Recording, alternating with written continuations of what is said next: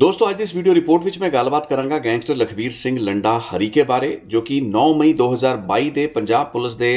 ਮੋਹਾਲੀ ਸਥਿਤ intelligence headquarter ਉੱਤੇ ਹੋਏ ਰਾਕਟ ਲਾਂਚਰ ਆਰਪੀਜੀ ਹਮਲੇ ਤੋਂ ਬਾਅਦ ਚਰਚਾਵਾਂ ਤੇ ਸੁਰਖੀਆਂ ਵਿੱਚ ਆਇਆ। ਹਾਲਾਂਕਿ ਅਜਿਹਾ ਨਹੀਂ ਸੀ ਕਿ ਲੰਡਾ ਹਰੀਕੇ ਇਸ ਤੋਂ ਪਹਿਲਾਂ ਅਪਰਾਧੀ ਨਹੀਂ ਸੀ, ਕ੍ਰਿਮੀਨਲ ਨਹੀਂ ਸੀ, ਉਸ ਦਾ ਰਿਕਾਰਡ ਨਹੀਂ ਸੀ। ਉਸ ਦੇ ਖਿਲਾਫ ਕਈ ਹੋਰ ਮਾਮਲੇ ਦਰਜ ਸਨ ਜਿਨ੍ਹਾਂ ਵਿੱਚ ਇੱਕ ਡਬਲ ਮਰਡਰ ਜੋ ਕਿ ਅਮਨਦੀਪ ਫੌਜੀ ਅਤੇ ਇੱਕ ਹੋਰ ਉਸਦੇ ਸਾਥੀ ਪ੍ਰਭ ਦਾ ਹੋਇਆ। ਉਸ ਦੇ ਵਿੱਚ ਲਖਵੀਰ ਸਿੰਘ ਲੰਡੇ ਹਰੀਕੇ ਨੇ ਨਾ ਸਿਰਫ ਇਸ ਕਤਲ ਦੀ ਜ਼ਿੰਮੇਵਾਰੀ ਕਬੂਲੀ ਸੀ ਬਲਕਿ ਇਸੇ ਕੇਸ ਦੇ ਵਿੱਚ ਉਹ ਇੱਕ ਮੁੱਖ ਮਾਸਟਰਮਾਈਂਡ ਸੀ। ਕੈਨੇਡਾ ਦੇ ਐਲਬਰਟਾ ਪ੍ਰੋਵਿੰਸ ਦੇ ਵਿੱਚ ਰਾਜ ਦੇ ਵਿੱਚ ਦੱਸਿਆ ਜਾਂਦਾ ਹੈ ਕਿ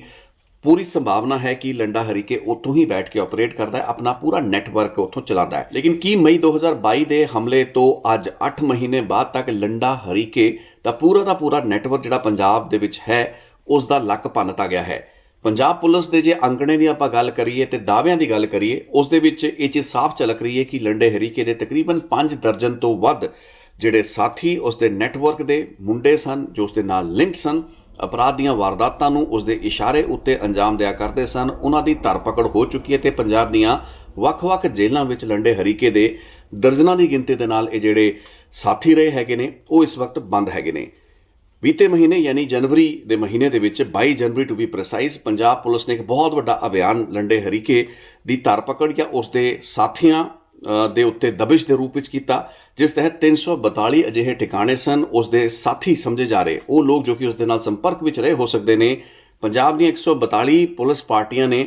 ਤਕਰੀਬਨ 800 ਮੁਲਾਜ਼ਮਾਂ ਨੇ ਪੂਰੇ ਪੰਜਾਬ ਰਾਜ ਦੇ ਸਾਰੇ ਜ਼ਿਲ੍ਹਿਆਂ ਦੇ ਵਿੱਚ ਦਾਅਵਾ ਜਿਹੜਾ ਸੀ ਪੰਜਾਬ ਪੁਲਿਸ ਦੇ ਬਿਆਨ ਦੇ ਵਿੱਚ ਕੀਤਾ ਗਿਆ ਕਿ ਪੰਜਾਬ ਦੇ ਹਰ ਜ਼ਿਲ੍ਹੇ ਦੇ ਵਿੱਚ ਲੰਡੇ ਹਰੀਕੇ ਦੇ ਸੰਭਾਵਿਤ ਸਾਥੀਆਂ ਉੱਤੇ ਉਸ ਦੇ ਮੋਡਿਊਲ ਉੱਤੇ ਛਾਪੇਮਾਰੀ ਕੀਤੀ ਗਈ ਤੇ ਇਸ ਛਾਪੇਮਾਰੀ ਦਾ ਮਕਸਦ ਇਹ ਸੀ ਕਿ ਜਿਹੜੇ ਉਸ ਦੇ ਅਲੱਗ-ਅਲੱਗ ਲੋਕ ਫੜੇ ਜਾਂਦੇ ਰਹੇ ਹੈਗੇ ਨੇ ਉਹਨਾਂ ਤੋਂ ਪੁੱਛਗਿੱਛ ਦੌਰਾਨ ਜੋ ਵੀ ਤੱਥ ਸਾਹਮਣੇ ਆਏ ਨੇ ਉਸ ਦੇ ਬੇਸ ਉੱਤੇ ਪਤਾ ਲਗਾਇਆ ਜਾ ਸਕੇ ਕਿ ਲੰਡਾ ਹਰੀਕੇ ਜਿਹੜਾ ਆਪਣਾ ਨੈਟਵਰਕ ਹੈ ਉਸ ਨੂੰ ਹੋਰ ਕਿੱਥੇ ਤੱਕ ਲਿਜਾ ਚੁੱਕਾ ਹੈ। ਪੰਜਾਬ ਪੁਲਿਸ ਦੇ ਇਹਨਾਂ ਅੰਕੜਿਆਂ ਉੱਤੇ ਜੇ ਵਿਸ਼ਵਾਸ ਕੀਤਾ ਜਾਏ ਤਾਂ ਫਿਰ ਇਸ ਚੀਜ਼ ਨੂੰ ਮੰਨਣ ਦੇ ਵਿੱਚ ਸਾਨੂੰ ਕੋਈ ਔਕੜ ਨਹੀਂ ਹੋਣੀ ਚਾਹੀਦੀ ਕਿ ਲੰਡੇ ਹਰੀਕੇ ਦਾ ਪੂਰਾ ਪੰਜਾਬ ਦਾ ਨੈਟਵਰਕ ਉਸ ਦਾ ਪੂਰਾ ਜਿਹੜਾ ਬੇਸ ਹੈ ਖਾਸ ਕਰਕੇ ਤਰਨਤਾਰਨ ਅੰਮ੍ਰਿਤਸਰ ਦੇ ਇਲਾਕੇ ਦੇ ਵਿੱਚ ਉੱਥੋਂ ਤਾਂ ਲਗਾਤਾਰ ਮੁੰਡਿਆਂ ਨੂੰ ਦਰਜਨਾਂ ਦੀ ਗਿਣਤੀ ਦੇ ਵਿੱਚ ਫੜਿਆ ਹੀ ਗਿਆ। ਲੇਕਿਨ ਇਹ ਜਿਹੜੀ ਛਾਪੇਮਾਰੀ ਪੂਰੇ ਪੰਜਾਬ ਭਰ ਵਿੱਚ ਹੋਈ ਹੈ ਜਿੱਥੋਂ ਕਿ ਪੁਲਿਸ ਨੇ ਦਾਅਵਾ ਕੀਤਾ ਕਿ ਬਹੁਤ ਲੀਡਸ ਉਹਨਾਂ ਨੂੰ ਹੋਰ ਮਿਲੀਆਂ ਨੇ, ਉਸ ਤੋਂ ਬਾਅਦ ਲੰਡੇ ਹਰੀਕੇ ਦਾ ਪੂਰਾ ਨੈਟਵਰਕ ਪੂਰਾ ਬੇਸ ਜਿਹੜਾ ਪੰਜਾਬ ਹੈ ਉਸ ਦਾ ਲੱਕ ਤੋੜਤਾ ਗਿਆ ਹੈ। ਪੰਜਾਬ ਪੁਲਿਸ ਦਾ ਇਹ ਦਾਅਵਾ ਹੈ ਤੇ ਜੇ ਵਾਕਈ ਸੱਚੀ ਗੱਲ ਹੈ ਤਾਂ ਇਸ ਦੇ ਵਿੱਚ ਬਹੁਤ ਜ਼ਿਆਦਾ ਤਸੱਲੀ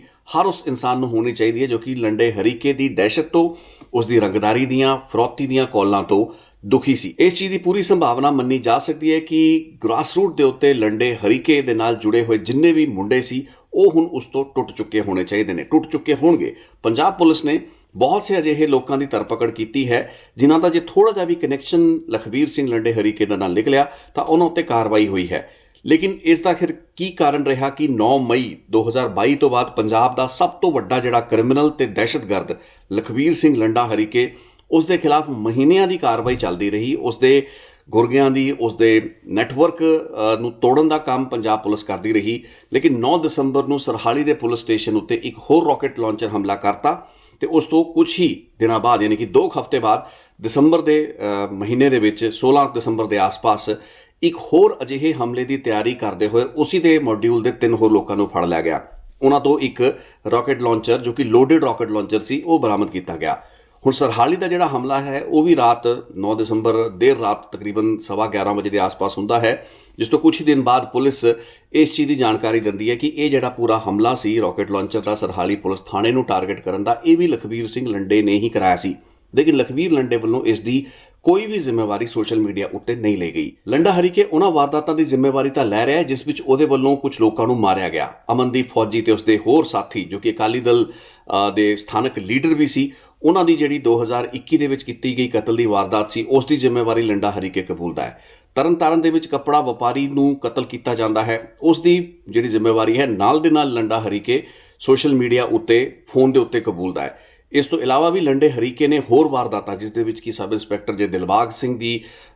ਜੀਪ ਨੂੰ ਬੰਬ ਨਾਲ ਉਡਾਉਣ ਦੀ ਕੋਸ਼ਿਸ਼ ਉਸ ਵੱਲੋਂ ਕੀਤੀ ਗਈ, ਉਸ ਦੀਆਂ ਵੀ ਜ਼ਿੰਮੇਵਾਰੀਆਂ ਕਬੂਲੀਆਂ ਗਈਆਂ। ਲੇਕਿਨ ਕੀ ਕਾਰਨ ਸੀ ਕਿ ਨਾ ਤਾਂ ਮੋਹਾਲੀ ਦੇ ਹੈੱਡਕੁਆਰਟਰ ਉੱਤੇ ਇੰਟੈਲੀਜੈਂਸ ਹੈੱਡਕੁਆਰਟਰ ਉੱਤੇ ਤੇ ਨਾ ਹੀ ਸਰਹਾਲੀ ਪੁਲਿਸ ਸਟੇਸ਼ਨ ਉੱਤੇ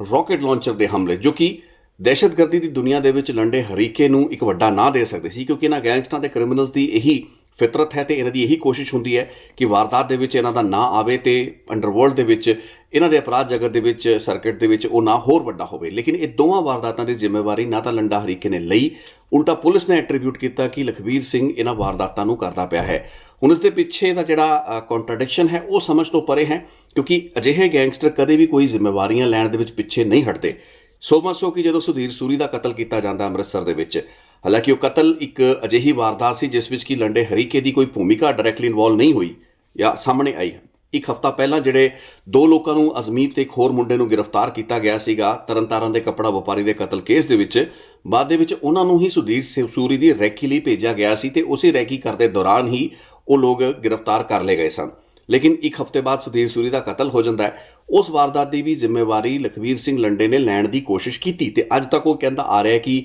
ਇਹ ਵਾਰਦਾਤ ਉਸ ਦੇ ਹੀ ਭਰਾਵਾਂ ਵੱਲੋਂ ਕਰਵਾਈ ਗਈ। ਲੇਕਿਨ ਇਸ ਦਾ ਕੋਈ ਵੀ ਪੁਖਤਾ ਜਿਹੜਾ ਆਧਾਰ ਲਖਵੀਰ ਸਿੰਘ ਕੋਲ ਨਹੀਂ ਹੈ ਤੇ ਨਾ ਹੀ ਇਹ ਪੁਲਿਸ ਤਫਤੀਸ਼ ਵਿੱਚ ਉਵੇਂ ਉੱਭਰ ਕੇ ਸਾਹਮਣੇ ਆਇਆ ਹੈ। ਫਿਰ ਕੀ ਕਾਰਨ ਹੈ ਕਿ ਇੱਕ ਗੈਂਗਸਟਰ, ਇੱਕ ਕ੍ਰਿਮੀਨਲ, ਇੱਕ ਅੱਤਵਾਦੀ ਜੋ ਕਿ ਹਰ ਛੋਟੀ ਵੱਡੀ ਵਾਰਦਾਤ ਨੂੰ ਕਬੂਲਣ ਲਈ ਕਾਹਲਾ ਰਹਿੰਦਾ ਹੈ, ਉਹ ਐਡੇ ਵੱਡੇ 2 ਰਾਕਟ ਲਾਂਚਰ ਹਮਲੇ ਜਿਨ੍ਹਾਂ ਦੇ ਜ਼ਰੀਏ ਸੁਨੇਹਾ ਇਹ ਗਿਆ ਕਿ ਪੰਜਾਬ ਦੇ ਵਿੱਚ ਲਾਅ ਐਂਡ ਆਰਡਰ ਦੀ ਸਥਿਤੀ ਖਰਾਬ ਹੈ, ਪੁਲਿਸ ਖੁਦ ਹੀ ਸੁਰੱਖਿਅਤ ਨਹੀਂ ਹੈ, ਉਸਦੇ ਥਾਣੇ, ਉਸਦੇ ਇੰਟੈਲੀਜੈਂਸ ਹੈੱਡਕੁਆਰਟਰ ਨਿਸ਼ਾਨੇ ਦੇ ਉੱਤੇ ਹੈਗੇ ਨੇ ਅੱਤਵਾਦੀਆਂ ਦੇ,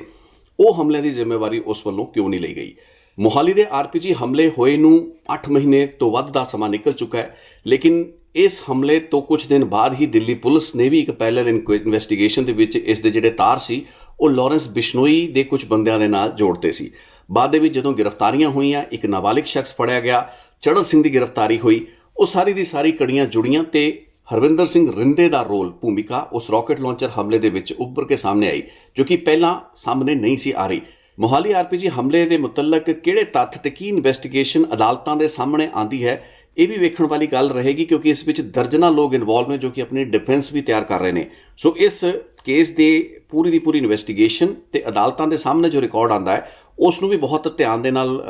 ਆਬਜ਼ਰਵ ਕਰਨ ਦੀ ਲੋੜ ਹੋਏਗੀ। ਤੇ ਸਰਹਾਲੀ ਪੁਲਿਸ ਸਟੇਸ਼ਨ ਉੱਤੇ ਜਿਹੜਾ ਹਮਲਾ ਹੁੰਦਾ ਹੈ ਉਸ ਦੇ ਵਿੱਚ ਜ਼ਿਆਦਾਤਰ ਮਾਈਨਰਸ ਨੂੰ ਹੀ ਲਖਵੀਰ ਸਿੰਘ ਲੰਡੇ ਹਰੀਕੇ ਨੇ ਪੁਲਿਸ ਦੇ ਬਿਆਨਾਂ ਮੁਤਾਬਕ ਜਾਂ ਪੁਲਿਸ ਦੀ ਥਿਊਰੀ ਦੇ ਮੁਤਾਬਕ ਵਰਤਿਆ। ਸੋ ਦੱਸਿਆ ਗਿਆ ਕਿ ਤਕਰੀਬਨ 11 ਮਾਈਨਰ ਯਾਨੀ ਕਿ ਨਾਬਾਲਿਗ ਜਿਹੜੇ ਮੁੰਡੇ ਸਨ ਉਹਨਾਂ ਨੂੰ ਇਸ ਹਮਲੇ ਦੇ ਵਿੱਚ ਕਿਸੇ ਨਾ ਕਿਸੇ ਤਰੀਕੇ ਦੇ ਨਾਲ ਠਹਿਰ ਮੁਹੱਈਆ ਕਰਾਉਣ ਨਾਲ, ਕੋਈ ਲੌਜਿਸਟੀਕਲ ਸਪੋਰਟ, ਪੈਸਾ ਇੱਧਰੋਂ ਉੱਧਰੋਂ ਫੜਨ ਦੇ ਚੱਕਰਾਂ ਦੇ ਵਿੱਚ ਉਹਨਾਂ ਨੂੰ ਪੁਲਿਸ ਨੇ ਫੜਿਆ, ਜਿਨ੍ਹਾਂ ਵਿੱਚੋਂ 9 ਜਿਹੜੇ ਮਾਈਨਰਸ ਨੇ ਉਹਨਾਂ ਨੂੰ ਡਿਸਚਾਰਜ ਕਰਤਾ ਗਿਆ। ਸੋ ਬਹੁਤ ਅੱਛੀ ਗੱਲ ਹੈਗੀ ਹੈ ਜੇ ਪੰਜਾਬ ਪੁਲਿਸ ਨੇ ਕ੍ਰਿਮੀਨੈਲਿਟੀ ਦੇ ਨਾਲ, ਕਿਉਂਕਿ ਮਾਮਲਾ ਵੱਡਾ ਹੈ, ਰਾਕਟ ਲਾਂਚਰ ਦਾ ਹਮਲਾ, UAPA ਦਾ ਇੱਕ ਕੇਸ ਬਣਦਾ ਹੈ, ਉਹਨਾਂ ਕੇਸਾਂ ਦੀਆਂ ਜੋ ਸਖਤ ਧਾਰਾਵਾਂ ਨੇ ਉਹਨਾਂ ਵਿੱਚ ਬੇਲਾਂ ਨਹੀਂ ਮਿਲਦੀਆਂ, ਇਹਨਾਂ ਜੁਵੇਨਾਈਲਸ ਦਾ ਭਵਿੱਖ ਖਤਰੇ ਵਿੱਚ ਨਾ ਪਏ, ਇਸ ਵਾਸਤੇ ਪੁਲਿਸ ਨੇ ਇੱਕ ਬਹੁਤ ਹੀ ਸੰਵੇਦਨਸ਼ੀਲ ਜਿਹੜਾ ਰੁਖ ਇਸ ਕੇਸ ਦੇ ਵਿੱਚ ਅਪਣਾਉਂਦਿਆਂ ਹੋਇਆਂ 11 ਵਿੱਚੋਂ 9 ਜੁਵੇਨਾਈਲਸ ਨੂੰ ਇਸ ਕੇਸ ਦੇ ਵਿੱਚ ਡਿਸਚਾਰਜ ਕਰਤਾ ਹੈ। 2 ਜੁਵੇਨਾਈਲਸ ਜਿਹੜੇ ਸੀਗੇ ਜਿਨ੍ਹਾਂ ਨੇ ਖੁਦ ਰਾਕਟ ਲਾਂਚਰ ਚਲਾਇਆ ਥਾਣੇ ਉੱਤੇ, ਉਹ ਇਸ ਕੇਸ ਦੇ ਵਿੱਚ ਨਾਮਜ਼ਦ ਹੈਗੇ ਨੇ ਤੇ ਇਸ ਤੋਂ ਇਲਾਵਾ 4-5 ਹੋਰ ਲੋਕ ਹੈਗੇ ਨੇ ਜਿਨ੍ਹਾਂ ਉੱਤੇ ਪੂਰਾ ਦਾ ਪੂਰਾ ਮੁਕੱਦਮਾ ਚੱਲਦਾ ਪਿਆ ਹੈ। ਲੇਕਿਨ ਹੁਣ ਸਵਾਲ ਇਹ ਪੈਦਾ ਹੁੰਦਾ ਹੈ ਕਿ ਜੇ ਇੰਨੇ ਮਹੀਨੇ ਪੰਜਾਬ ਦੇ ਵਿੱਚ ਪੁਲਿਸ ਦਾ ਫੋਕਸ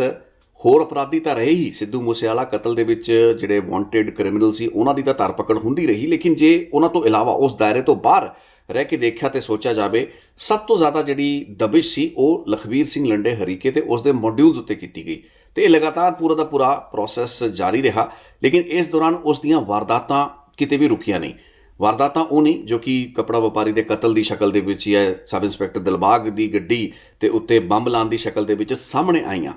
ਵਾਰਦਾਤਾਂ ਉਹ ਜੋ ਕਿ ਫਿਰੌਤੀ ਜਾਂ ਰੰਗਦਾਰੀ ਦੀ ਵਸੂਲੀ ਦੇ ਰੂਪ ਵਿੱਚ ਉਸ ਵੱਲੋਂ ਲਗਾਤਾਰ ਪੰਜਾਬ ਦੇ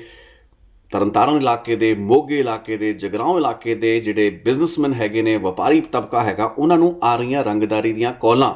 ਦੇ ਮੁਤਲਕ ਕਾਰਵਾਈ ਦੇ ਰੂਪ ਵਿੱਚ ਸਾਹਮਣੇ ਆਉਂਦਾ ਹੈ। ਸੋ ਇਹ ਜਿਹੜੀ ਉਸਦੀ ਪੂਰਾ ਦਾ ਪੂਰਾ ਸਿਲਸਿਲਾ ਹੈ ਰੰਗਦਾਰੀਆਂ ਵਸੂਲਣ ਦਾ, ਕੌਲਾਂ ਦਾ, ਉਹ ਅੱਜ ਵੀ ਜਾਰੀ ਹੈ। ਤੇ ਹੁਣ ਵੱਡੀ ਗੱਲ ਤਾਂ ਇਹ ਹੈ ਕਿ ਜੇ ਪੰਜਾਬ ਪੁਲਿਸ ਐਡੇ ਵੱਡੇ ਪੱਧਰ ਉੱਤੇ ਇੱਕ ਜੰਗੀ ਮੁਹਿੰਮ ਉਹਨਾਂ ਨੇ ਜੇ ਗੱਲ ਮੈਂ ਸਮਝਾਂ, ਜੇ ਇਹ ਪੂਰੇ ਅੰਕੜਿਆਂ ਦੇ ਉੱਤੇ ਤੁਸੀਂ ਸੋਚੋ ਵੀ 350 ਲੋਕਾਂ ਨੂੰ ਰਾਉਂਡ ਅਪ ਕਰਕੇ ਠਿਕਾਣੇ ਤੇ ਛਾਪੇ ਮਾਰੇ ਹੁੰਦੀ ਹੈ, 800 ਪੁਲਿਸ ਮੁਲਾਜ਼ਮ, 150 ਪੁਲਿਸ ਪਾਰਟੀਆਂ ਇੱਕ ਦਿਨ ਦੇ ਵਿੱਚ ਪੰਜਾਬ ਦੇ ਸਾਰੇ ਜ਼ਿਲ੍ਹੇ। ਮੈਨੂੰ ਲੱਗਦਾ ਕਿ ਲਖਵੀਰ ਸਿੰਘ ਲੰਡਾ ਹਰੀਕੇ ਤਾਂ ਐਡਾ ਵੱਡਾ ਗੈਂਗਸਟਰ ਹੈ ਹੀ ਨਹੀਂ ਕਿ ਪੂਰੇ ਪੈਨ ਪੰਜਾਬ ਜਿਸ ਨੂੰ ਕਹਿੰਦੇ ਆ ਉਸ ਦੀ ਉਹ ਰੇਂਜ ਹੋਵੇ, ਲੇਕਿਨ ਇਸ ਦੇ ਬਾਵਜੂਦ ਪੁਲਿਸ ਨੇ ਉਸ ਦੇ ਮੋਡਿਊਲਸ ਨੂੰ ਹੋਰ ਜ਼ਿਲ੍ਹਿਆਂ ਦੇ ਵਿੱਚ ਵੀ ਖੰਗਾਲਣ ਦੇ ਵਿੱਚ ਕੋਈ ਕਸਰ ਨਹੀਂ ਛੱਡੀ। ਲੇਕਿਨ ਮੰਨਿਆ ਜਾਂਦਾ ਕਿ ਲੰਡੇ ਹਰੀਕੇ ਦਾ ਕੰਮ ਜਿਹੜਾ ਹੈ ਉਹ ਅਜੇ ਵੀ ਬੰਦ ਨਹੀਂ ਹੋਇਆ, ਉਹ ਚੱਲਦਾ ਪਿਆ ਹੈ। ਇੱਕ ਹੋਰ ਬੜਾ ਵੱਡਾ ਸਵਾਲ ਹੈ ਕਿ ਜਦੋਂ ਇਸ ਤਰੀਕੇ ਦੇ ਕ੍ਰਿਮੀਨਲਸ, ਤੁਸੀਂ ਦੇਖੋ ਵੀ ਪੰਜਾਬ ਦੇ ਵਿੱਚ ਤੁਸੀਂ ਉਹ ਸ਼ਖਸ ਜੋ ਕਿ ਇਸ ਮਾਸਟਰਮਾਈਂਡ, ਇਸ ਦਹਿਸ਼ਤਗਰਦ ਦੇ ਨਾਲ ਰਿਮੋਟਲੀ ਵੀ ਲਿੰਕਡ ਰਿਹਾ, ਉਸ ਨੂੰ ਵੀ ਚੱਕ ਕੇ ਜੇਲ੍ਹਾਂ ਦੇ ਵਿੱਚ ਪਾਤਾ ਗਿਆ। ਲੇਕਿਨ ਲੰਡੇ ਹਰੀਕੇ ਨੂੰ ਇੱਕ ਅੱਤਵਾਦੀ ਐਲਾਨਣ ਦੇ ਪੱਖੋਂ ਅਜੇ ਤੱਕ ਕੁਝ ਨਹੀਂ ਹੋ ਪਾਇਆ ਹੈ। ਕੁਝ ਦਿਨ ਪਹਿਲਾਂ ਮੈਂ ਰਿਪੋਰਟ ਕੀਤੀ ਸੀ ਕਿ ਅਰਸ਼ਦੀਪ ਡਾਲੇ ਨੂੰ ਮਿਨਿਸਟਰੀ ਆਫ ਹੋਮ ਅਫੇਅਰਸ ਨੇ ਆਪਣੀ ਇੰਡੀਵਿਜੂਅਲ ਅੱਤਵਾਦੀ ਦਾ ਟੈਗ ਦੇ ਕੇ ਨੋਟੀਫਾਈ ਕਰਤਾ ਹੈ, ਉਸਨੂੰ ਅੱਤਵਾਦੀ ਮੰਨ ਲਿਆ ਗਿਆ ਹੈ। ਲੰਡੇ ਹਰੀਕੇ ਦੇ ਕੇਸ ਦੇ ਵਿੱਚ, ਜਿਸਨੇ ਪੰਜਾਬ ਦੇ ਵਿੱਚ ਧੜਥੱਲੀ ਮਚਾ ਕੇ ਰੱਖੀ ਪਿਛਲੇ ਕੁਝ ਮਹੀਨਿਆਂ ਦੌਰਾਨ, ਉਸ ਮੁਤਲਕ ਇਹ ਕਾਰਵਾਈ ਨਹੀਂ ਹੁੰਦੀ। ਇੱਕ ਹੋਰ ਬੜਾ ਵੱਡਾ ਪੈਮਾਨਾ ਹੁੰਦਾ ਜਦੋਂ ਤੁਸੀਂ ਇਸ ਤਰੀਕੇ ਦੇ ਕਿਸੇ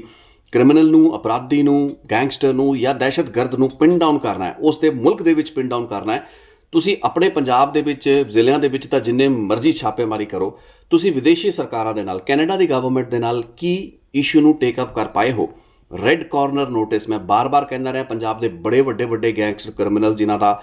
ਫਿਰੌਤੀਆਂ ਦਾ, ਐਕਸਟੋਰਸ਼ਨ ਦੇ ਬਹੁਤ ਵੱਡੇ ਸਰਕਟ ਚੱਲ ਰਹੇ ਨੇ, ਅਪਰਾਧਿਕ ਵਾਰਦਾਤਾਂ, ਕਤਲ ਦੀਆਂ ਵਾਰਦਾਤਾਂ ਦੇ ਵਿੱਚ ਇਹ ਲੋਕ ਇਨਵੋਲਵ ਰਹੇ ਨੇ, ਇਹਨਾਂ ਦੇ ਰੈੱਡ ਕਾਰਨਰ ਨੋਟਿਸ ਜਾਰੀ ਨਹੀਂ ਹੋਏ ਨੇ ਤੇ ਉਹਨਾਂ ਵਿੱਚੋਂ ਲੰਡਾ ਹਰੀਕੇ ਵੀ ਸ਼ਾਮਲ ਹੈ। ਸੋ ਕੀ ਪੰਜਾਬ ਅਤੇ ਭਾਰਤ ਸਰਕਾਰ ਤੇ ਉਸ ਦੀਆਂ ਜਾਂਚ ਏਜੰਸੀਆਂ, ਚਾਹੇ ਪੰਜਾਬ ਪੁਲਿਸ ਹੈ, ਚਾਹੇ ਉਹ NIA ਹੈ, ਕੀ ਉਹਨਾਂ ਨੂੰ ਇਸ ਚੀਜ਼ ਦੇ ਬਾਰੇ ਸਪਸ਼ਟੀਕਰਨ ਦੇਣ ਦੀ ਲੋੜ ਨਹੀਂ ਹੈ ਕਿ ਲਖਬੀਰ ਸਿੰਘ ਲੰਡੇ ਹਰੀਕੇ ਦੇ ਰੈੱਡ ਕਾਰਨਰ ਨੋਟਿਸ ਅਜੇ ਤੱਕ ਜਾਰੀ ਕਿਉਂ ਨਹੀਂ ਹੋਏ? ਮਿਨਿਸਟਰੀ ਆਫ ਹੋਮ ਅਫੇਅਰਸ ਦੀ ਅੱਤਵਾਦੀਆਂ ਦੀ ਸੂਚੀ ਦੇ ਵਿੱਚ ਲਖਬੀਰ ਸਿੰਘ ਲੰਡਾ ਹਰੀਕੇ ਦਾ ਨਾਂ ਅਜੇ ਤੱਕ ਕਿਉਂ ਨਹੀਂ ਆਇਆ, ਜਦੋਂ ਕਿ ਉਸਨੇ ਪੰਜਾਬ ਪੁਲਿਸ ਦੇ ਹੈੱਡਕੁਆਰਟਰਾਂ ਨੂੰ, ਪੰਜਾਬ ਪੁਲਿਸ ਦੇ ਥਾਣਿਆਂ ਨੂੰ ਨਿਸ਼ਾਨਾ ਬਣਾਇਆ, ਵਾਰਦਾਤਾਂ ਅੰਜਾਮ ਦਿੱਤੀਆਂ, ਖੁਦ ਕਬੂਲਿਆ, ਆਪਣੇ ਮੂੰਹੋਂ ਉਹ ਔਨ ਰਿਕਾਰਡ ਮੇਰੇ ਇਸ ਚੈਨਲ ਦੇ ਉੱਤੇ ਇਹ ਬੋਲਦਾ ਸੁਣਿਆ ਜਾ ਸਕਦਾ ਹੈ ਕਿ ਉਸਨੇ ਅਮਨਦੀਪ ਫੌਜੀ ਤੇ ਉਸਦੇ ਨਾਲ ਜਿਹੜਾ ਇੱਕ ਹੋਰ ਅਕਾਲੀ ਲੀਡਰ ਸੀ ਉਸ ਦਾ ਕਤਲ ਕਰਵਾਇਆ। ਸੋ ਇਹ ਉਸਨੇ ਚੀਜ਼ ਕਬੂਲੀ ਕਿ 14 ਲੱਖ ਰੁਪਏ ਦੀ ਰਿਸ਼ਵਤ ਦੇ ਕੇ SSP ਆਫਿਸ ਤੋਂ ਪੁਲਿਸ ਕਲੀਅਰੈਂਸ ਸਰਟੀਫਿਕੇਟ ਲਿਆ ਗਿਆ, ਜਿਸ ਤੋਂ ਬਾਅਦ ਹੀ ਉਹ ਕੈਨੇਡਾ ਵਿੱਚ ਜਾਣ ਵਿੱਚ ਕਾਮਯਾਬ ਹੋਇਆ। ਬਹੁਤ ਹੀ ਕਲੀਅਰ ਐਡਮਿਸ਼ਨਸ TV ਇੰਟਰਵਿਊਜ਼ ਦੇ ਵਿੱਚ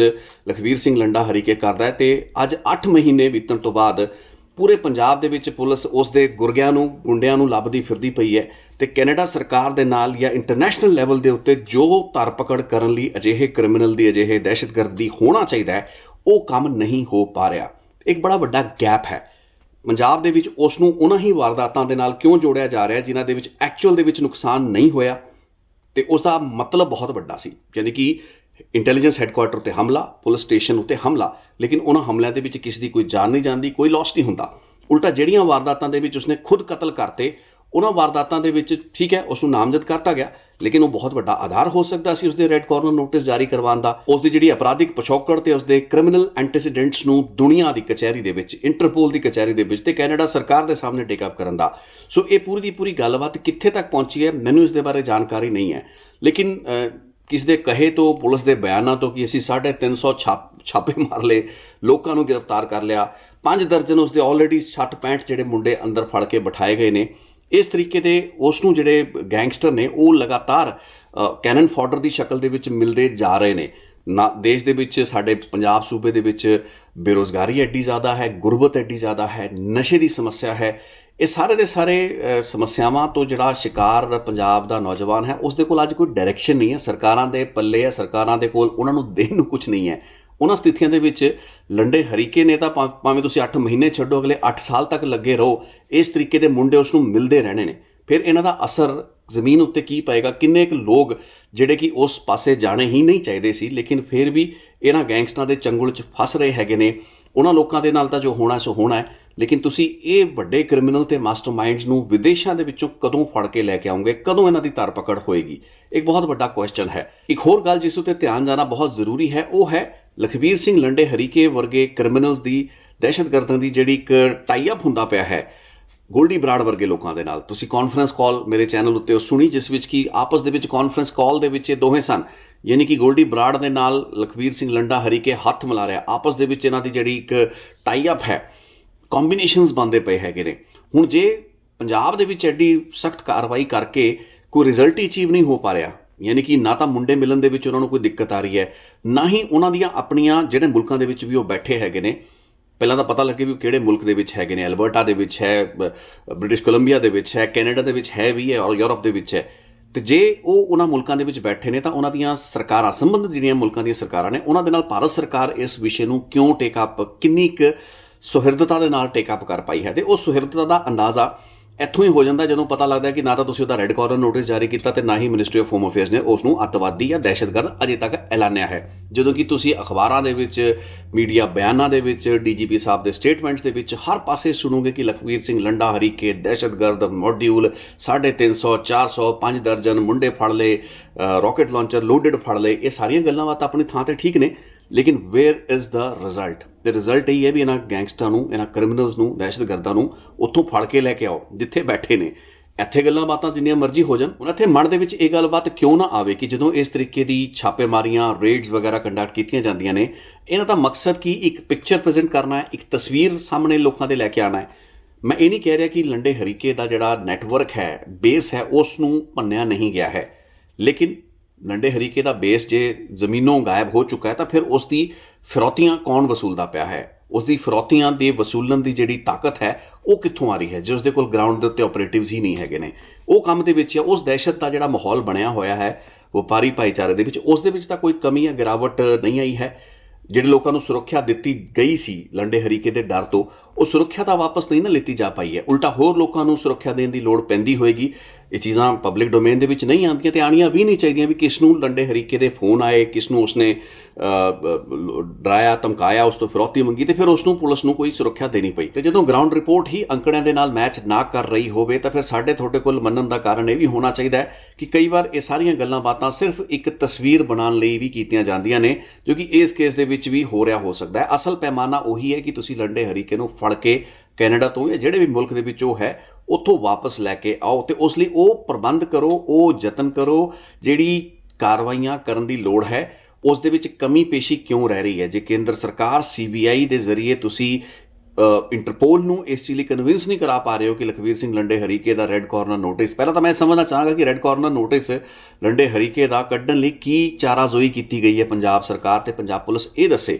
ਤੇ ਜੇ ਉਹ ਚਾਰਾਜ਼ੋਈ ਹੀ ਅਜੇ ਤੱਕ ਕੀਤੀ ਨਹੀਂ ਗਈ ਤਾਂ ਫਿਰ ਬੜੇ ਵੱਡੇ ਸਵਾਲ ਖੜੇ ਨੇ। ਤੇ ਜੇ ਕੀਤੀ ਗਈ ਹੈ ਤਾਂ ਫਿਰ ਕੇਂਦਰ ਸਰਕਾਰ ਵੱਲੋਂ ਕੀ ਅੜਚਨ ਆ ਰਹੀ ਹੈ? ਕਿਉਂਕਿ ਜਿਹੜੀਆਂ ਵੀ ਵਾਰਦਾਤਾਂ ਲੰਡੇ ਹਰੀਕੇ ਵੱਲੋਂ ਕਰਵਾਈਆਂ ਗਈਆਂ ਨੇ, ਜਿਸ ਦਾ ਸੂਤਰਧਾਰ ਦੱਸਿਆ ਗਿਆ ਹੈ, ਬਣਿਆ ਹੈ ਜਾਂ ਫਿਰ ਉਸ ਦੇ ਨਾਂ ਉੱਤੇ ਜਿਹੜੀਆਂ ਵਾਰਦਾਤਾਂ ਨੂੰ ਐਟਰੀਬਿਊਟ ਕੀਤਾ ਜਾ ਰਿਹਾ ਹੈ, ਉਹ ਸਾਰੀਆਂ ਵਾਰਦਾਤਾਂ ਦੇ ਜ਼ਰੀਏ ਇੱਕ ਚੀਜ਼ ਕਲੀਅਰ ਹੈ ਕਿ ਪੰਜਾਬ ਦਾ ਮਾਹੌਲ ਵਿਗਾੜਨ ਦੇ ਪੱਖੋਂ ਉਹ ਵਾਰਦਾਤਾਂ ਬੜੀਆਂ ਇੰਪੋਰਟੈਂਟ ਨੇ। ਸੋ ਅਜਿਹੀ